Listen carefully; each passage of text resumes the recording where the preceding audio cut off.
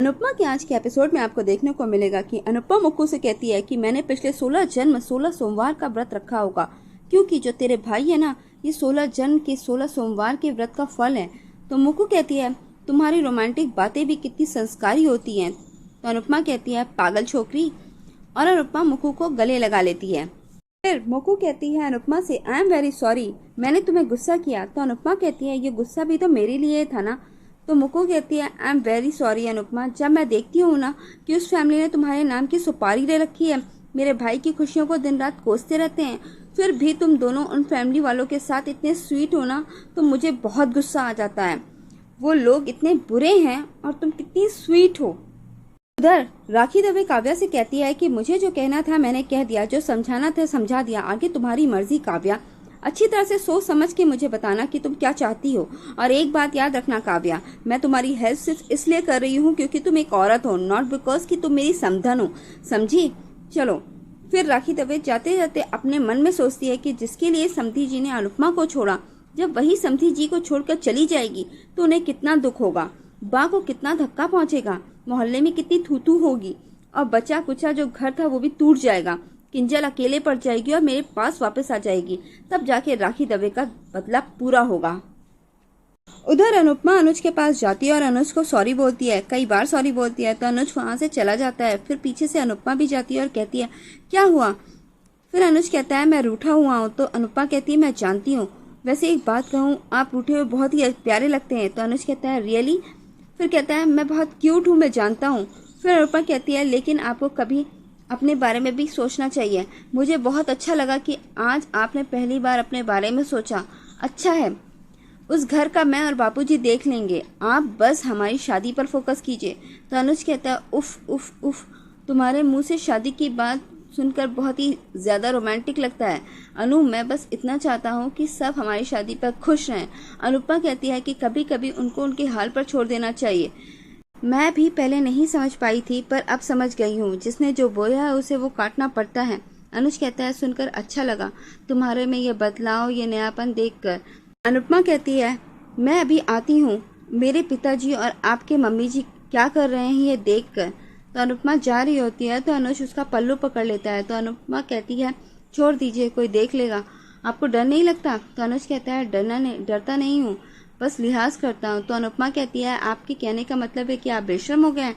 तो अनुज कहता है मेरी बेशर्मी तुमने देखी कहाँ है, शादी के दिन खुलेआम रोमांस करूंगा और तुम भी तैयार हो जाओ। तो अनुपमा कहती है कुछ ज़्यादा नहीं हो गया। तो अनुज कहता है मेरी पहली शादी है, लड़का बावला हो गया है, हैशटैग छोकरा पागल हो गया है। तो अनुपमा कहती है थोड़ा सा कंट्रोल कीजिए कपाड़िया जी। इधर किंजल, अनुपमा और समर वापस घर आते हैं और समर कहता है कूल डूड थोड़ा परेशान लग रहे थे। तो किंजल कहती है तभी तो घर आने की बजाय बाहर टहलने चले गए। तभी घर में वनराज और काव्या लड़ाई कर रहे होते हैं।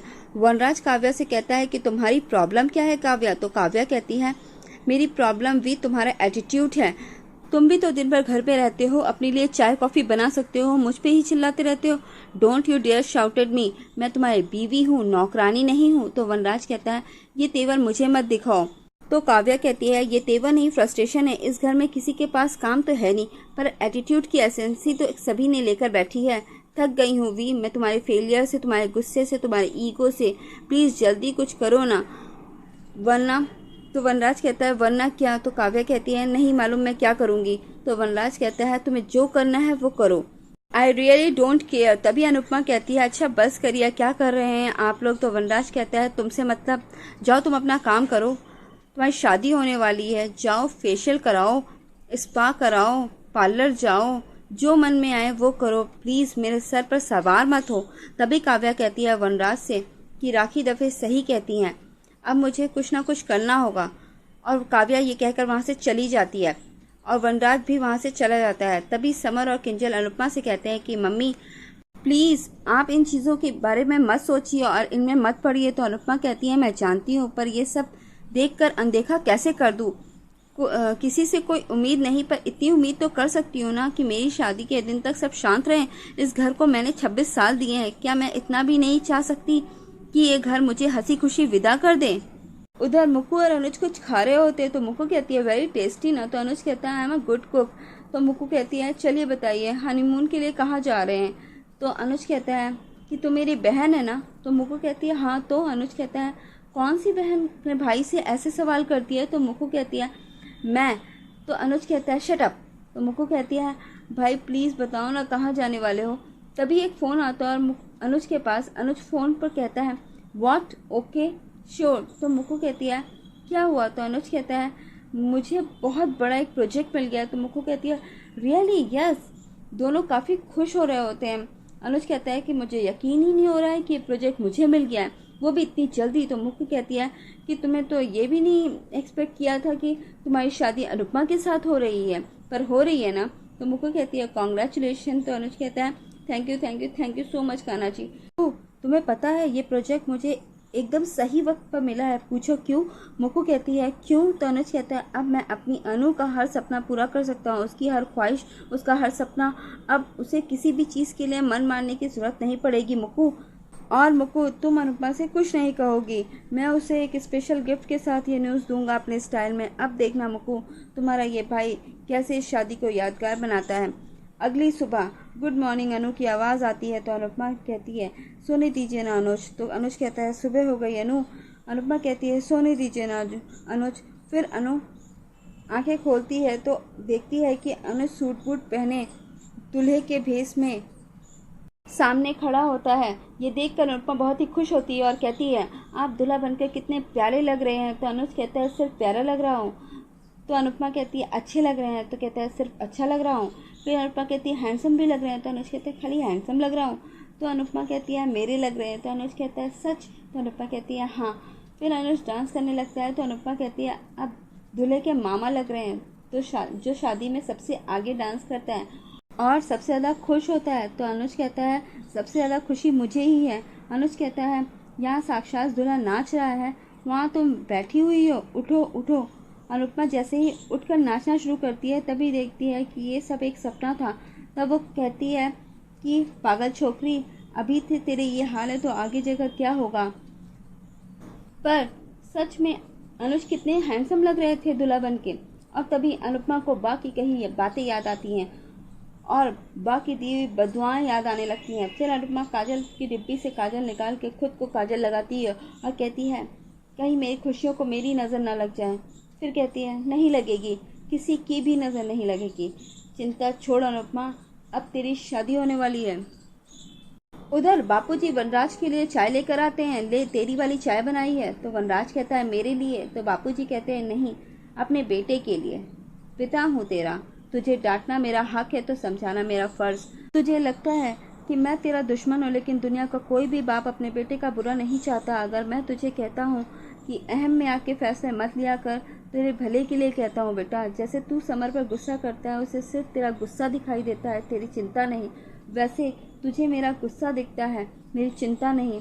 बापूजी कहते हैं मुझे गुस्सा लगता है, वह उससे ज़्यादा गुस्सा तब लगता है जब तेरे जैसा काबिल और अच्छा बेटा ऐसी हरकत करता है। और ये सब क्या है, मैं मर जाऊंगा तो अच्छा है, तू मेरा बेटा है और मेरा बेटा इतना कमज़ोर नहीं कि हार मान ले। देख बेटा, अगर तू सही रास्ते पर चलेगा तो मैं भी हर कदम पर तेरे साथ दूंगा। मैं तो क्या, भगवान भी तेरा साथ देगा अगर तू सही होगा, तेरी कोशिश सही होगी, तेरा तरीका सही होगा। मैं चाहता हूँ मेरा बेटा जीते, पर अपनों को हरा के नहीं, तू जीत पर साथ साथ दिल भी जीत। तभी वनराज काफ़ी इमोशनल होकर बापूजी का हाथ पकड़ लेता है और फिर बापूजी चाय पी ले, ठंडी हो जाएगी कहते हैं उससे। तभी बा वहाँ आती हैं तो बापूजी कहते हैं कि मैं अनुपमा का पिता बना, इसका मतलब ये नहीं कि तेरा पिता नहीं हूँ। मैं सिर्फ पिता ही नहीं बल्कि एक अच्छा पिता बनना चाहता हूँ। और अच्छा पिता वो है जो गलती करने पे टोके भी और बात ना मानने पर रोके भी। और बात से भी बापूजी यही कहते हैं कि हो सके तो तू भी माँ नहीं, एक अच्छी माँ बन। हर बात में बेटे की हाँ में हाँ मिलाने की बजाय उसे गलती से रोके। बचा सकती है तो बचा ले अपने बेटे को बर्बाद करने से। मेरी बात सही कहती थी, अनुपमा इस घर की लक्ष्मी है, वो थी तो इस घर में बरकत थी। अब तेरे बेटे के साथ अनुपमा की किस्मत नहीं है कि वो बचा रहेगा या बरकत पाता रहेगा। तभी बापूजी वहाँ से चले जाते हैं। उधर अनुपमा के पास अनुज का फ़ोन आता है और अनुपमा फ़ोन उठाकर कहती है गुड मॉर्निंग। फिर अनुज अनुपमा को देख रहा होता है तो अनुपमा पूछती है क्या देख रहे हैं। तो अनुज कहता है शादी के बाद मेरी हर सुबह इतनी अच्छी होने वाली है, तो अपने गीले बालों से मुझे रोज़ उठाने आओगी। तो अनुपमा कहती है मुक्कू उठ गई। तो अनुज कहता है फिर मुझे चश्मा पहनाओगी? तो अनुपमा कहती है चाहिए, उठ जाइए और काम पर जाइए। तो अनुज कहता है अच्छा बाय। उधर बापूजी फोन पर शांति काकी से बात कर रहे होते हैं और कहते हैं अनुपमा शादी कर रही है, लड़का बहुत अच्छा है। फिर बापूजी कहते हैं कि सुनिए, तो फिर फोन कट जाता है। तभी बा कहती है काट दिया ना। बा फोन लिस्ट देखती है और कहती है सबने मना कर दिया ना, कोई नहीं आएगा। अनुपमा की दूसरी शादी में कोई नहीं आएगा, दादी की दूसरी शादी में कोई नहीं आएगा। मैं तो नीम करेला लगती हूँ, गलत लगती हूँ, पर क्या ये लोग भी गलत हैं, दुनिया भी गलत है? आपको क्या लग रहा है कि आप फ़ोन करेंगे सब नए कपड़े पहनकर नाचते गाते शादी में आ जाएंगे? कोई नहीं आएगा। बा कहती हैं आपकी बेटी की शादी में केवल 2 लोग आएंगे, एक तो कलंक और दूसरा बदनामी। ये जो 4 लोग बचे हुए हैं ना, इनको भी फ़ोन कर लीजिए और पूरा कर लीजिए अपने अरमान। इतना याद रखिएगा कि ये शादी कोई नहीं आएगा। समर, किंजल, डॉली, भैयू, मीनू, संजय जी भले ही आ सकते हैं और शायद पाखी भी आ जाए। सिर्फ घर के ही लोग होंगे, हो सकता है वो नागिन भी आ जाए, पर सिर्फ तमाशा देखने।